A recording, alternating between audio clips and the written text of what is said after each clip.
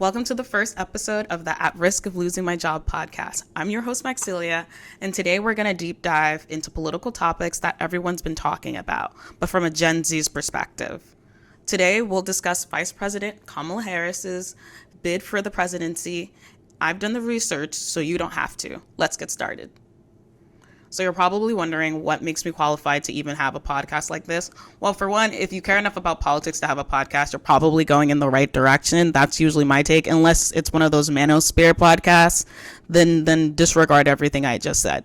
But I think I'm qualified because of my current profession and just my interest in politics since I was a child. So something that's always been unique to me is that my grandfather introduced me to politics and taught me about the Haitian Revolution, and that inspired me to be really into history. And I became a grassroots organizer at a really young age, probably 12 or 13, and that stayed with me up until college. And even after college, I still do that. I currently work as a chief of staff to a New Jersey state legislator.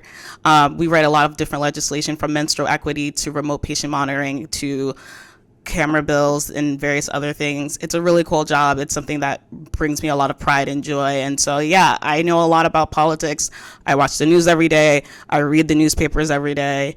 And a lot of my friends reach out to me to ask me questions. And I figure, rather than hoard the information for myself, why not break it down to everyone in a simple and easy to digest manner and go from there? So hopefully you guys enjoy this podcast. This is the first episode, so let's get into it. Harris takes the lead, a Gen Z perspective. So we're going to go over a few topics in today's podcast. Nothing too crazy, just the fact... Oh, sorry, there it is.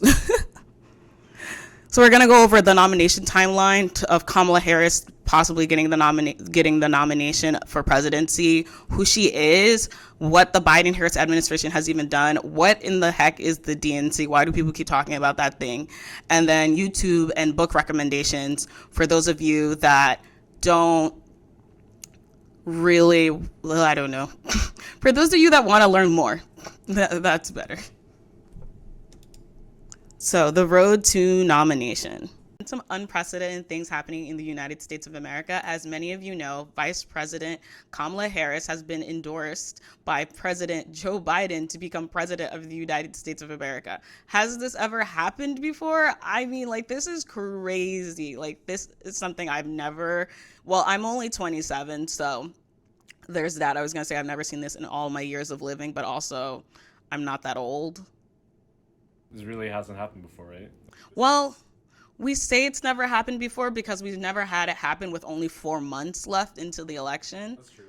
But it did happen in 1968. So President Lyndon B. Johnson decided after the Vietnam War and saw how bad his approval ratings were that he decided he was not going to run for president again. He was like, I'm not going to win. But wait, in that instance, was it still the vice president that then was nominated? That took over? Yes. Okay. So he had Humphrey. That's normal. Yeah, you usually assume it. So the reason a lot of people are confused why it's Kamala Harris is because technically we didn't have the official nomination process yet. And so technically other people could have ran to become president. But she's just endorsed. She got endorsed by the president of the United States. She's also the vice president of the United States. She's quite competent. There's all these reasons. It would just be political suicide for any other politician to try to run against her right now because she's mainly gotten the nominee. That's fair. It would just be it would be just to stir up trouble, I feel. Joe Manchin, he used to be a Democrat, then he decided to change his political party to independent. He said that he would run just as a Democrat just to challenge her, but I don't think that's happening. Interesting. Yeah, very interesting man. But the road to nomination. So in August 11th, 2020, Joe Biden announced that Kamala Harris was going to be his vice president pick.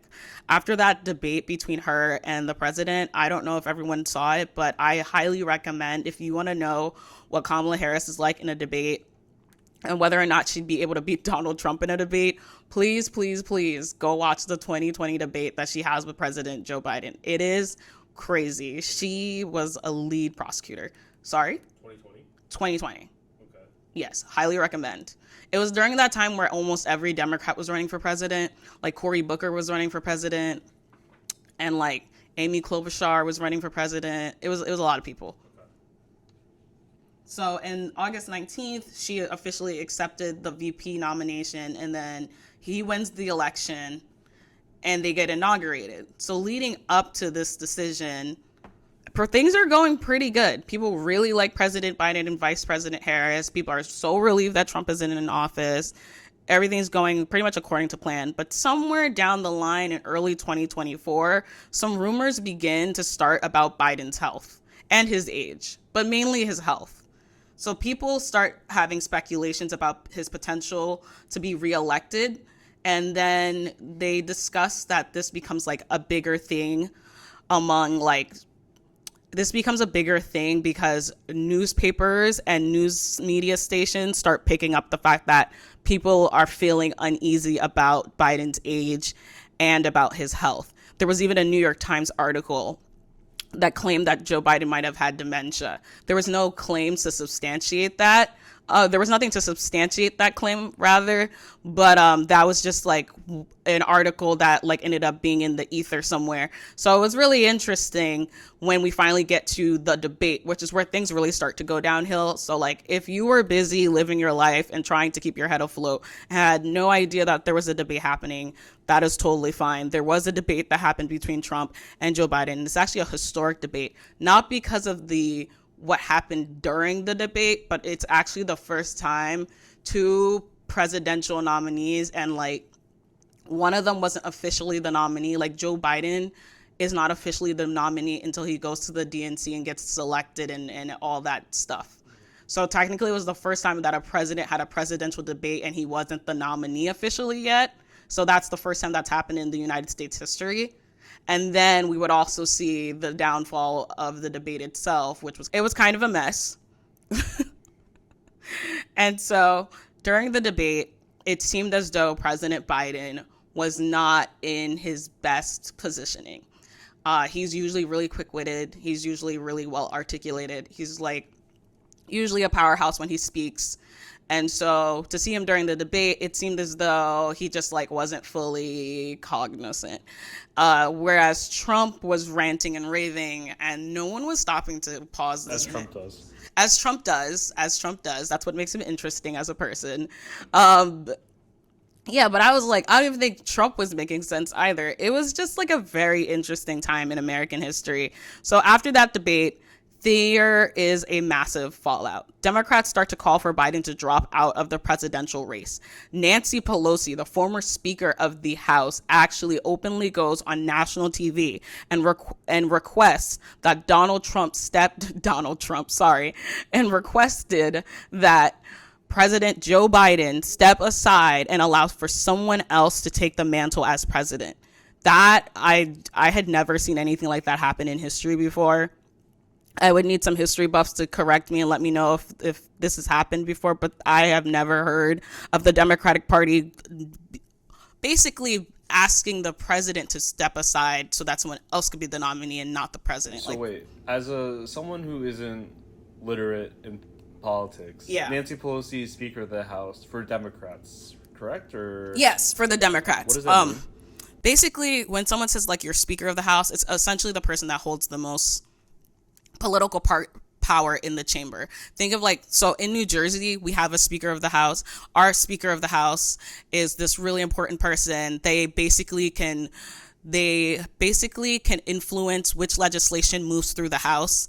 They talk on behalf of the Democratic committees. They move legislation. They speak behind closed doors they politic is a good way to say it, but like they politic to ensure that people get things done a specific manner. So they're just a big player. Essentially, but they also can like appoint people to committees and things like that. They like make sure like who's on what boards. They're like really nice about helping support other members. It's like if you have a good Speaker of the House, and from what I've heard, Nancy Pelosi was really great. Like they tend to be someone that like looks out for you, but also like is essentially a big player in the whole thing. Like they're playing. Yeah, it's literally like team captain. And team captain gets a lot of respect, especially Nancy Pelosi. She was the first woman to ever be Speaker of the House. So like she is a powerhouse. She's not currently Speaker of the House. She actually stepped down. The current Speaker of the House is Hakeem Jeffries, who would also openly tell Joe Biden to step down. And then Chuck Schumer told him to step down. And so it wasn't looking really good for Joe Biden. So then one day out of the blue, literally in summer of 2024, Biden announces on Twitter, I'm not calling it X, I refuse, but on Twitter that he's out of the race. Like, he's like, I'm not doing this anymore. It's been real. Appreciate y'all. Goodbye. On Twitter. And then like 20 minutes later, he decides to back Kamala Harris as the president of the United States. Do you remember that? Like, did you see that happening, or was that not something that you paid attention to? No, I think until you heard about it the next day. I think you told me as it happened. Oh, okay. Yeah, I think that's what happened. Well, I just remember seeing. I don't remember, but I mean, I don't watch news or anything. So. Yeah, I know, but like, did you think it was kind of crazy, or were you like, this is just another day of politics? I've been told it's crazy. yeah, okay, fair. So now I think it's crazy. Okay, fair. So yeah, President Biden even goes as far to transfer $93 million of his funding to Kamala Harris. So like money that had been raised for him to be president, he transferred over for her to be able to get that money. Mm-hmm. And then she actually raised $50 million in one night. And then now she's raised $200 million, and 66% of the people that donated to her, that's their first time ever donating. Like 2/3, that's their first time ever donating to a political figure. That's huge. That's a huge deal, which means a lot of people must be enthusiastic about the fact that she's here. So Biden and key political figures like Nancy Pelosi, again, she's coming up, the Obamas, the Clintons, they all endorse Kamala Harris. And according to, let me pull up the newsletter. Let me be correct. According to NBC News, the DNC chair says majority of the delegates have voted to give Kamala Harris a Democratic nomination, but she has to wait until the results on Monday to officially be considered the presidential nominee. But basically, she's the nominee. Like, it's pretty much done now. So... And then apparently by August 7th, that's when we'll find out who her vice president is. So that should be like really interesting. So you're probably wondering who she is, though. Do you? I have no idea who she is. Actually, though? I know that she's the before she was vice president, you didn't know who she was? No. Oh, before, no. I mean, I was going to point out like her TikTok dances. Or, like, her TikTok dances? I don't know, I've seen TikToks of her like doing a dance. Oh, she probably She's were like watching. She was strolling. Yeah, she's a sister of the Alpha Kappa Alpha Sorority Incorporated. So I think she was strolling. That's actually really cute. But I'll get into who she is, because I think a lot of people don't really know who she is, other than the fact that she's vice president. And even then, people are always like, does the vice president even do anything? Like, what does the vice president do? So we'll get into that. So who the F is Kamala Harris? She is the child of Jamaican and Indian parents, which is so interesting that Donald Trump has been going on a rant lately about how she's like not really Indian or black. Disregard the man. Disregard the man. But she was born on October 20th, 1964 in Oakland, California. Her name, Kamala, was chosen to her by her mom, and it's actually a nod to her Indian roots. Kamala is actually like the name of a Hindu goddess, so fun fact. Her full name is actually Kamala Devi Harris. So lots of like interesting things about her, but I don't know. No, I guess no one ever like tells people's middle names on TV or whatever the heck. Her parents were really interesting people. So she comes from like a really educated background. Like her mother was a cancer researcher in India, and her father was an economist back in Jamaica. So she comes from a family of like hardworking, smart immigrants. She ended up being one of those kids. Do you know what busing is? She ended up being one of those kids that got bussed through the American school system. Like cleaning dishes. No, not like busing school. Are you joking? You're making a joke. Never mind. I was like, for those of you that don't know, busing is the political system, not political system, sorry. Excuse me. The restaurant system. Shut up. It's not the restaurant system. Busing is literally this thing that used to happen in the United States. So think Brown v. Board of Education. That was a time that allowed black kids to start going to school with white kids, essentially, in the United States of America. started integration. So what a lot of schools would do would be like, well, we don't even have black kids in this district because of redlining and because of how like they wouldn't let black people live in certain communities. They'd be like, well, there's no black kids here anyway, so we can't like. Is busing like they're trying to like get like they black literally kids bus into the kids school? to the Okay. school district. Like as a representation. Yes, like, for representation. Absolutely. Wow. Absolutely. And they would, and then so they would like bus the students from their black neighborhood and bus them into like white or predominantly white neighborhoods. And then Do they have a choice in this, or I mean, the United States is trying to right a wrong, like they're trying to clean a blemish and a stain off by of forcing you? well, or it was you sign up also for like what busing? people were fighting for. People wanted to be able to go to some of these schools because Ruby Bridges, for example, she had to walk over a mile to school at a really young age, even though the closest school to her was a predominantly white school. She wasn't allowed to go to that school. So some kids, it worked out for them. Some parents were able to get their children access to better education, but a lot of kids faced extreme racism. Yeah, that's fair. I Like guess, extreme racism. You know, historically speaking, black neighborhoods aren't the best funded. Exactly. So and if so you when you go- think about like yeah. where they're putting these people's kids, It's definitely better for them. yes, Quote, if you unquote. could take the racism away. Yeah, like quote, if unquote. it could be like super nice and chill and like all that jazz, then it'd be like, well, they're getting access to better education possibly.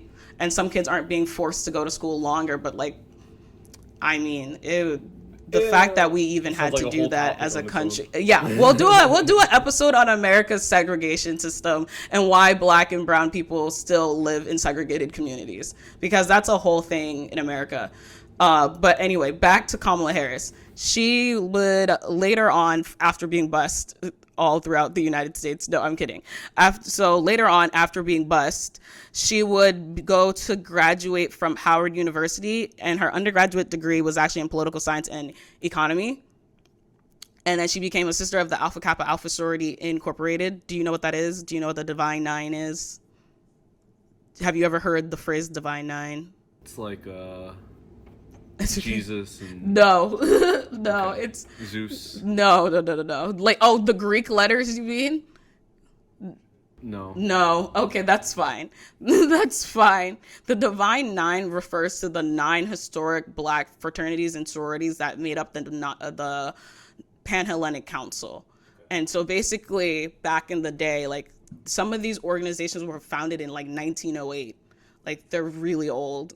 But back in the day when like people were going to college and stuff like that, fraternities and sororities were a big thing. It was like a great way to like build community, and university gave people resources and networking, all that jazz. But obviously because of racism, black people weren't allowed to be in fraternities or sororities. They were always turned away. And so what the Sisters of Alpha Kappa Alpha did, and what the Brothers of Alpha Phi Alpha did, is that they founded their own fraternity amongst themselves with their own people.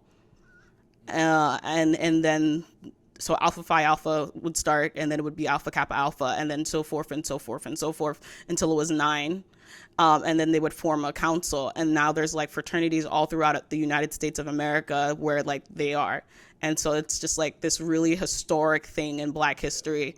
They're very well known. Like Dr. Martin Luther King Jr. was an Alpha Phi Alpha. Coretta Scott King was an Alpha Kappa Alpha. It's very prestigious. And they're like really hardworking Greek people. Like they typically do a lot of community service and all these different things. So she is a sister of Alpha Kappa Alpha Sorority Incorporated. And for those of you that had no idea what the Divine Nine are, usually you don't learn about it unless you're in Greek life. So I learned about it when I was starting my journey in my sorority. I had never heard of the Divine Nine prior. In 2004, Kamala Harris would become a district attorney in San Francisco. And she worked on a lot of teenage prostitution cases in the city. So she cracked down on a lot of sex crimes. I don't know if you know this, but oftentimes women that are arrested for sex crimes are more likely to go to prison, while the John, so to speak, might have to take a class or do some sort of community service. They're not necessarily faced with the same harsh consequences. And there's no indication or concept of like, well, this person might have gotten trafficked or this person's being abused or whatever that looks like. But that's just something that Kamala Harris was working on while she was district attorney. And then in 2010, she would become the attorney general in California, which is like wild. And she would be the first black, South Asian, and female to hold that position. So pretty cool opportunity for her. And then as Attorney General, what she's most famously known for is that there was this case in California where there was a foreclosure crisis that happened.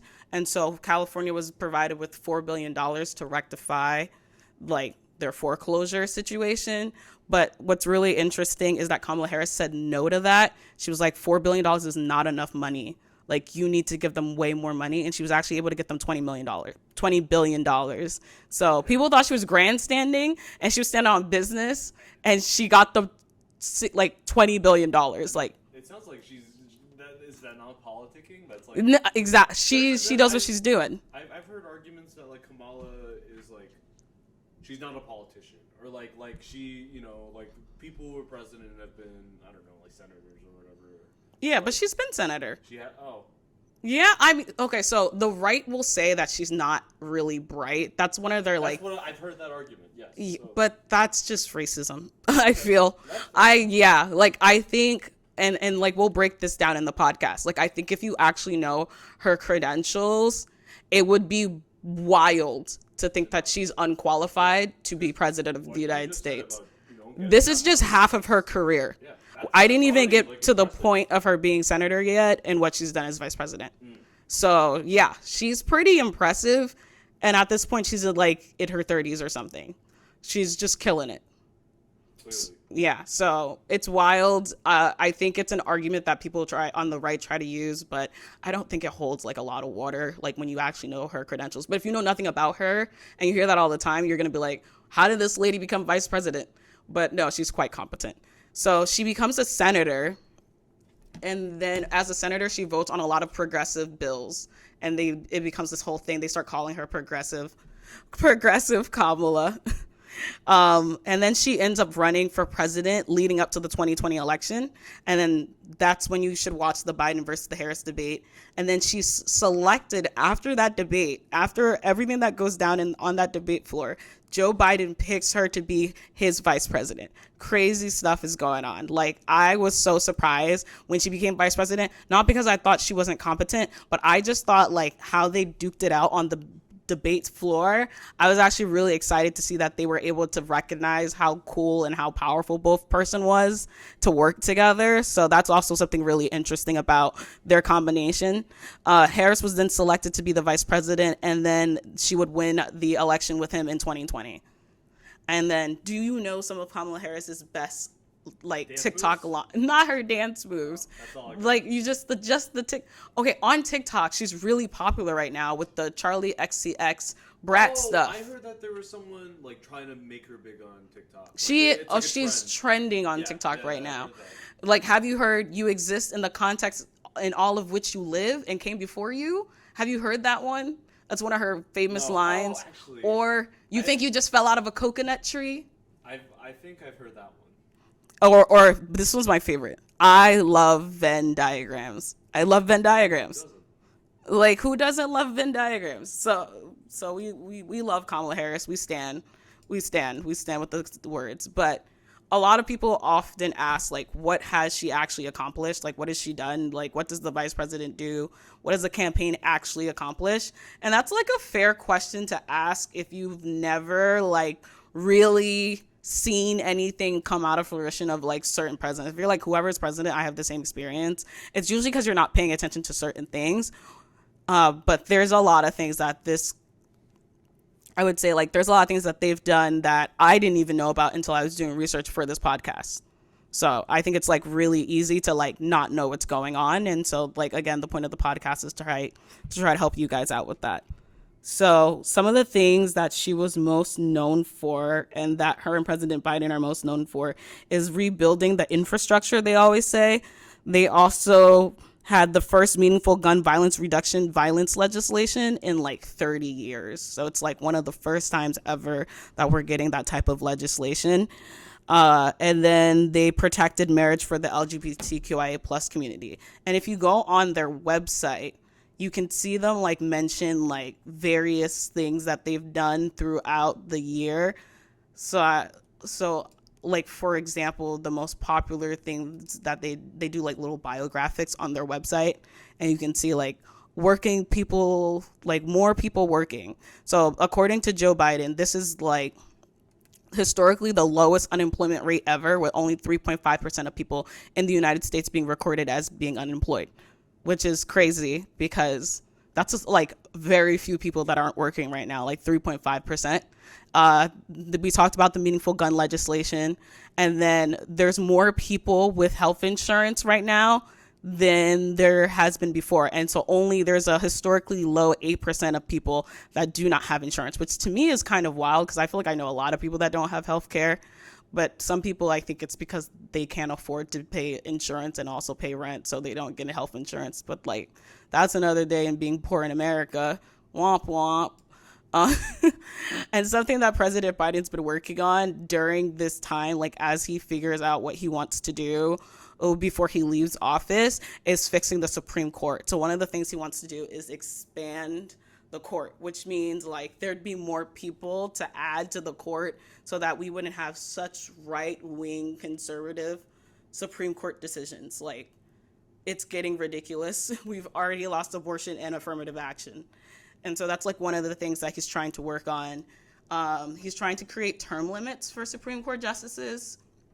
So instead of them having their office forever until they die, it'd be like, I don't know, 20 years or something like that, or 15 years. I don't know if everyone remembers like why in school they told us that, like, Supreme Court justices got to serve forever. It was supposed to be something about keeping them noble, and that way like they would always do the right thing and blah, blah, blah, blah, blah. Propaganda. Like having them work forever? Yeah, propaganda. Like, it's just propaganda. I feel like that. That can't be correct. That can't be correct. Oh yeah, if the president was able to be president forever, then yeah, I don't know. problems? Something else that Joe Biden wants to do with the Supreme Court is put enforceable ethical codes. So basically what that means is like they wouldn't be able to, like, Clarence Thomas, talking to you, they wouldn't be able to like get to go on trips with billionaires on yachts. Like, that would be like an ethical violation. Like, people wouldn't be able to like buy them Maseratis and things like that because you're influencing them. Trump is pretty. Yeah, you know, it's not. It doesn't look good. Everyone apparently does whatever they want, from the Supreme Court to the President of the United States. Not Joe Biden, but Trump. Oh my God! Like, it makes no sense anymore, guys. So, what do the polls currently say? As of today, Kamala Harris and Trump are tied. They're tied. I will literally. Good, right? That is good. Tied Tied is better than what we were before, which was below. Biden was below Trump. Yes, like it wasn't by a large margin, but I feel like just being below Trump is bad. being below Trump isn't like phenomenal. Yeah, and being tied with Trump after being. Well, she's only had like a week, Yeah. so that's pretty good. Yeah. That's looking pretty hot in the polls. And then I'm just going to play this little thing for you guys so you guys can get a better understanding of like what we're talking about when we talk about the polls and her rating. How are voters feeling now that Kamala Harris is topping the Democratic ticket? New polling just dropped, and guess who's coming to visit? Yep, CNN senior data reporter Harry Enton joining us now. As you ran the numbers, what are you seeing? What are people feeling? You know, Steve mentioned this, Harris is, yeah, she was the VP, but now she's at the top of the ticket, and I think opinions of her are moving rather fast. So this is the net favorability ratings. This is from an ABC News Ipsos poll that literally dropped just within the last 24 hours. I'm going to be interested if other polls follow. So this is net favorability. It's favorable minus unfavorable. Look at this. A week ago, she was at minus 11 points. Look at this. She's jumped all the way up to plus 1 point. Trump has actually dropped a little bit from minus 11 to minus 16, but that movement isn't so wide compared to this 12-point movement. And I think the real question is, will this stick in other polling? Because Democrats absolutely love this, and it gets back to Steve's point that opinions on Harris, I think, are much more malleable than they were for Joe Biden, where you just had that consistently negative rating. Here, this is the first time I've seen a politician running for national office with a net positive rating. I don't know since when. I mean, it's something unforeseen, at least over the last 4 years. And that is quite a spread there. Yes, that is quite. Democrats love this spread. I'm sure they do. All right, voter enthusiasm among Democrats. Speaking of Democrats, what did that look like and how did that change? Yeah, opinions are one thing when it comes to the individual candidates, but enthusiasm. We know that Democrats were suffering from low enthusiasm, so enthusiastic about voting. So this is Democrats for Biden or Harris. Look at this. Back in February, just 62% of Democrats said they were enthusiastic about voting for Joe Biden. Look at this now. Woof. Up to 88% now say that they are enthusiastic about voting for Kamala Harris. That is a huge jump. That is a 26-point jump. Look at Trump during the same. All right. So as you guys heard, Democrats are way more enthused for Kamala Harris to be president than they were about Joe Biden. Now, that's not a dig on President Biden. That just means that I think a lot more young people are getting interested. I think a lot of people were feeling fatigued that it was the same options as last time. Like, people didn't want to see Trump again. People didn't want to see Biden again. And it was the same people. So I think people are, like, energized to see some new people being up there, especially because, like, she's going to have a VP and it's going to be someone that we don't really know. But there are roughly 8 rumored people that most people believe will be running for president, that will be running as vice president with hopeful president, fingers crossed, Vice President Kamala Harris. I'll just start over, blah, blah, blah. So possible VP picks. I don't know if I want to say the title. I'll start again. Okay, so there are 8 potential people that we believe will be the vice president pick. So if Kamala Harris becomes president, and if she gets the nominee, which she pretty much has already solidified, then she needs to have a running mate. And these are the 8 people that have been circulated for the past, like, couple of months. I don't know if anyone, like, has been keeping up with the vice presidents and, like, know anything about some of these people. And, like, it's totally fine. We'll go, like, briefly down the line and we'll tell you about each person. So as of July 30th, the Washington Post stated that the North Carolina Governor Roy Cooper has withdrawn himself from the vice president consideration. He fears that it would give his GOP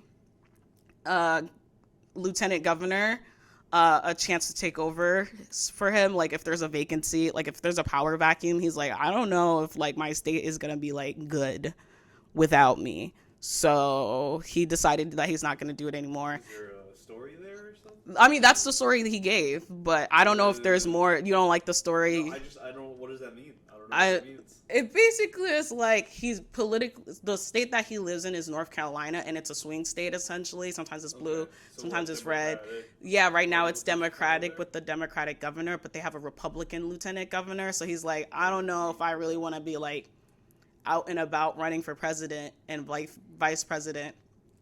And then there's, like, no one there to, like, because if he's gone, then lieutenant governor becomes governor. And then that state starts to change. It looks a little different. So I think he's trying to play it safe politically.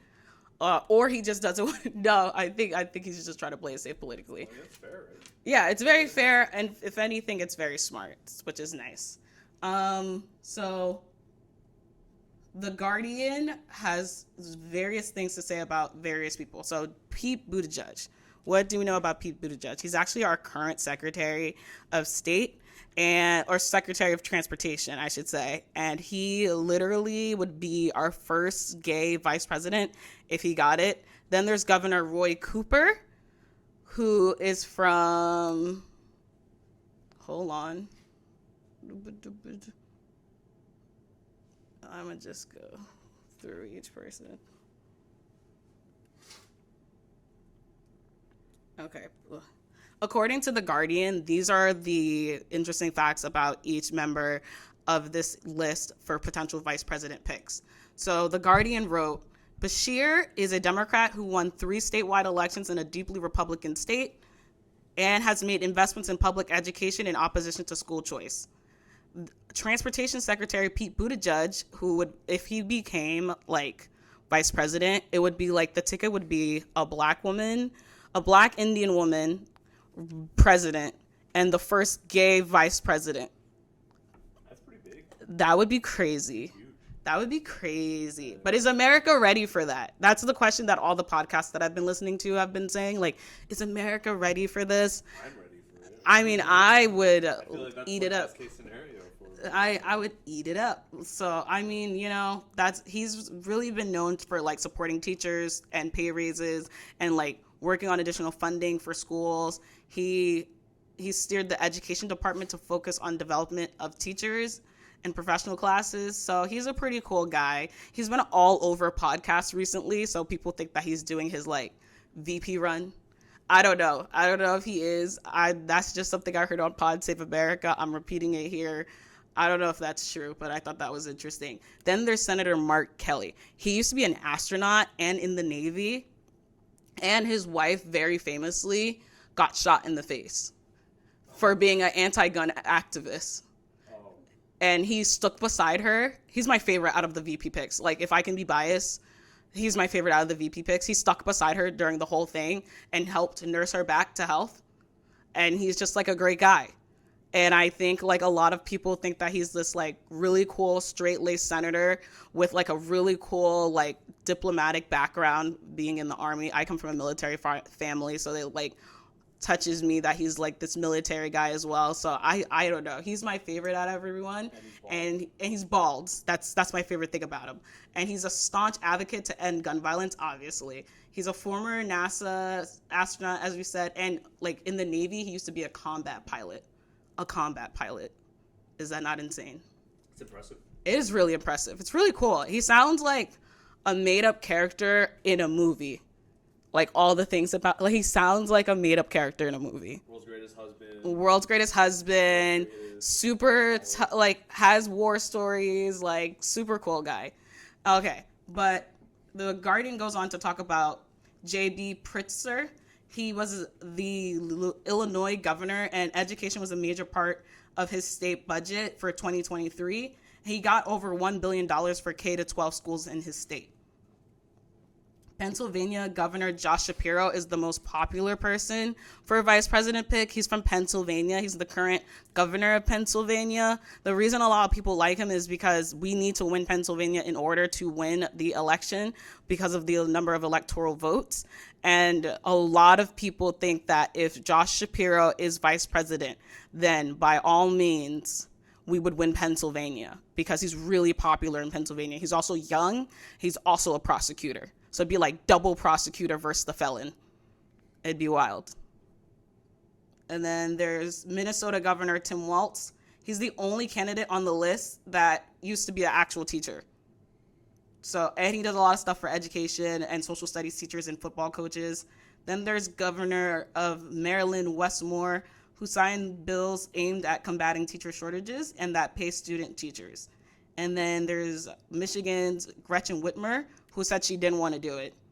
She was like, no, I'm not going to, I don't want to, she was like, I'm not going to do this. But she signed a $24.3 billion education budget in 2023 for her state.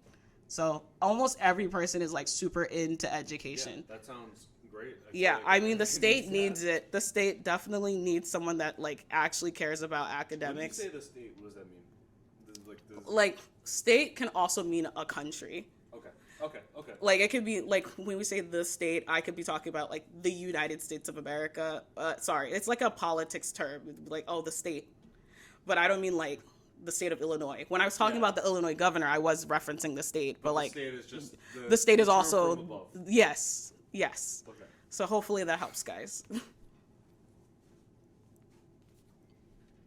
And then I just want to play this for you guys. For more on the Sprint campaign for Democrats, I'm joined by Yamiche El-Sindor, NBC News Washington correspondent, and Christopher Devine, associate professor of political science at Dayton University and author of several important books on politics, including Do Running Mates Matter? Welcome to both of you. Thank you for being with us. And Chris, let's just start with the title of your book.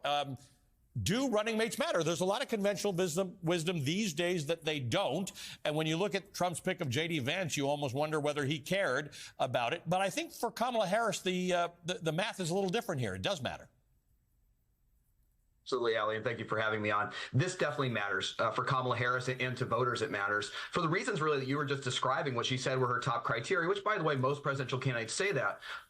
Above all else, they're looking for someone who could be vice president of the United States or president, even on day one, if something should happen to the president, could take over as commander in chief. That's an important credibility test. And just to distill down a lot of our research into one point, the main way that voters are influenced by the choice of a running mate is in terms of what it tells about the presidential candidate. So if she were to make a responsible pick, then voters would look at that and say, you know what, she has pretty good judgment. Maybe I'm that much more likely to vote for her. If she goes chasing after a swing state just to win an election with this, and voters see through that, maybe picking someone not as experienced, they will regard her judgment more poorly and maybe be less likely to vote for her.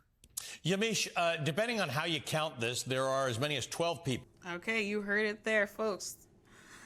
The person that Kamala Harris picks could say a lot about what people deem as what her look of presidency will be like. Like, people will determine what type of president she's going to be based off of who she picks as a vice president. So it's a really big deal who she picks. And I hope she picks the guy that I want, but also I don't know what her camp is thinking. I'm sure they'll make the best decision that makes the most sense. And we have up until August 7th, apparently, to find out who the vice president's going to be. And they won't actually reveal the vice president to us, I think, until we have the DNC, which is the Democratic National Committee. Do you know what the Democratic National Committee is? Does anyone know what the DNC is, honestly? So it's the main organization of the Democratic Party in the United States. Its literal job is to be like the machine that controls like all of the little cogs and like in the factory, if that makes sense. It like kind of keeps everyone on track. They do like promoting the party's platform, strategy, fundraising, setting up this convention that they do every year where they vote for who the presidential nominee is going to be. It's like this whole system. So, and what makes it even interesting is like it has a chairperson, there's members, and then there's like little subcommittees. And like this is the place where you find out who the presidential nominee is going to be. So that's why they keep saying like she has to wait until she has enough delegates. Usually the delegates will vote at the Democratic committee for her. And then if she has more than enough delegate votes, then she gets the nomination. But she already met the nomination requirement because I think she has like 500 something delegates that have and like these been like. Delegates are just people that go to the DNC. These are Democratic figures. Like Some of them are. Yeah, that's a fair question. So the DNC is composed of representatives from the U.S. states and the territories, and they like it's party leaders, elected officials. And sometimes it's appointed representatives from like, depending on like how their state runs. So like someone's attorney general could be down there. Someone's assembly member could be down there. There's an assembly member from our state that's actually going to the DNC. So I don't know how people get selected to go, but like key people get to become delegates at the DNC, and it's going to be in Chicago this year. So what I wouldn't do to go to the DNC, first off, being in Chicago. You can't go, right? I don't think you can just like buy a ticket and go. I think you gotta like be invited or something like that. No, if only. I think they know that too many people would try to come. Like I certainly. No, Kamala Harris had a rally and there was like 10,000 people. Megan Thee Stallion performed. Quavo was on stage. It was crazy. They had to turn people away. There was too many people trying to come in to Kamala Harris's rally. So she's become very like popular right now. So I couldn't imagine like the DNC being an open invite. If they said like first come, first serve, there would be nothing. There'd be nothing. If they sold tickets, the tickets would be so expensive. Yeah. It'd be ridiculous. Like Coachella. I would pay Coachella prices to see her though. If I got to like actually talk to her. Because Coachella's expensive. But okay, so there's some podcasts that I listen to do some research to help like update me on like what's actually happening in the world outside of like just watching CNN and MSNBC and C-SPAN. So you should really check out For Harriet's podcast. The Is It Kamala's Turn episode that she does is phenomenal. It's absolutely great. She does another episode called Can Kamala Win? Also great work. Leila Miller, she's an attorney, and she breaks down things like the Electoral College, Project 2025, which we'll do an episode on, and various other things, so I highly recommend. The Daily is a podcast by the New York Times, which I'll also list the articles that I read that I think are pretty good that people should be checking out. Pod Save America, if you have an hour out of your day, it's not too bad as like work background noise. NPR, the Politics Podcast, and Start Here, which is ABC News' podcast. Some other articles that I read are Politico, New York Times, The Guardian. And the reason I'm listing all these things to you is like, if you're like, I don't really believe Maxilia, like I don't know if she knows her stuff, go read Politico. Go read Politico yourself. Go read The Guardian yourself. Like please, I like implore you to read the Washington Post. Like, I think it's important for you guys to read the LA Times and the Star Ledger and the New Jersey Globe yourself to like get that information. But like, that is where I'm getting my information from, and I want you guys to like also find places for you to get your own information aside from this podcast. But like, let's try to make this podcast like your main source. Like, if that's cool, thank you. Okay, so in conclusion, Kamala Harris is running like on abortion, Medicaid for all, and if you can see, if you sense the theme in her VP picks, yes, on education, even though she's not like overtly being like, I'm here to reform education, all the people that she's picked having to do with education and gun reform, I think says a lot about the type of presidency that she's trying to run and like how she's trying to get America back. So she's also committed to bold climate action, including opposing fracking. She was like really anti-fracking when she was back in California, and we think that she'll be anti-fracking like as a president. Harris advocates for access to childcare and paid family leave. In Canada, did you know that people get like literally a year off from maternity leave? And in New Jersey, you get 3 months. So like in other developed countries, people are getting a year to be like with their kids, and like it's paid. And then in the United States, people are like fighting just to be able to get like 3 months of it. So these are some of the things that she cares about. I think she's an interesting candidate. I think like it's either her or Trump. And we probably have to talk about the elephant in the room, which is her prosecution record. She was known to be really harsh on crime. I mean, she was a prosecutor. That's like basically like people keep saying like it's like being a cop, which I mean, funny enough, her family actually, like I was reading in a political article that her family didn't actually want her to be a prosecutor. They were kind of like, are you sure you want to be a prosecutor? And she basically was like, I want to fix the system from the inside. Which it's like good for her for thinking that, you know, everyone thinks that they can fix the system from the inside. That's literally why I work in politics, because I'm like, maybe I can make a difference. So totally know what she's like going through. People did get harsh penalties for things like marijuana. But on the flip side, there's also things about her record where you see like she cracked down on teen prostitution. And that she was really progressive in the Senate with some of the bills that she voted on. So it's really a mixed bag. But then on the Trump side, you have Project 2025, Trump, and a bigot. On Kamala Harris, you have this woman that is like more than qualified for the job, very educated, has great policies that she's standing on, and we know will be caring about education, reproductive freedom, and the economy and climate change. Like it's literally 100 degrees outside. Like we need someone that actually cares about the environment and not trying to get the rich tax breaks. So I think if you are interested in like finding out more about her, you should read her profile on the White House website, and she has a profile on the New York Times as well. If you want to read more about her, highly recommend reading those pieces because that's how I found out more about her, and I highly recommend for you to do the same. And that is the episode. I hope you guys enjoyed. I hope you guys get a chance to like share this with your friends, family, and whoever. And yeah, thanks so much for watching my first podcast episode. I hope you guys enjoyed it. Oh, like, comment, and subscribe. Thank you. Bye-bye.